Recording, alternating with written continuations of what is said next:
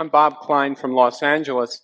Wall Street often evaluates the riskiness of a particular security by the volatility of its quarterly or annual results, and likewise evaluates money managers by their volatility, measures their risk by volatility, I should say. And I know you guys don't agree with that approach. I wonder if you could give us some detail about how you come at the concept of risk, how you measure it, just in general, how you approach risk. Yeah, we regard volatility as a measure of risk to be nuts.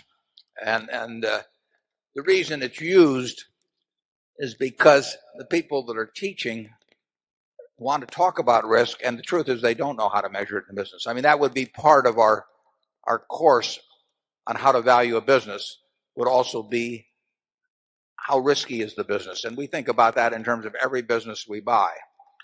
And risk with us relates to several possibilities. One is the risk of permanent capital loss, and then the other risk is that just an inadequate return on the kind of capital we put in.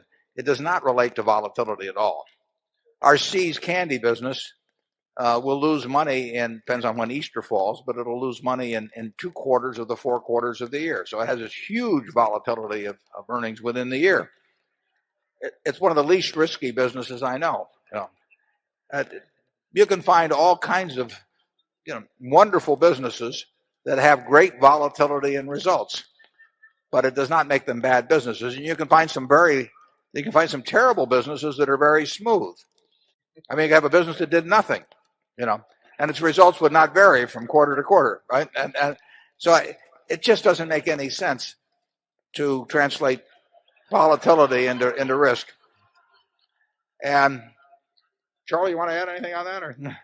Well, it raises an interesting question, which is, how can a professoriate that is so smart come up with such silly ideas and spread them all over the country?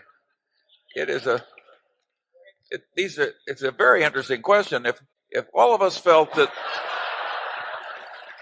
Charlie, yeah, your deli bars arrived.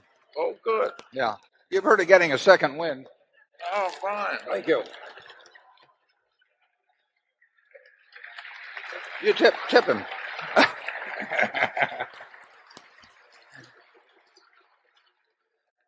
I didn't think our cracks were that funny. Right. But I've been waiting for this craziness to pass for several decades now. I do think it's getting dented some, but it's not passing.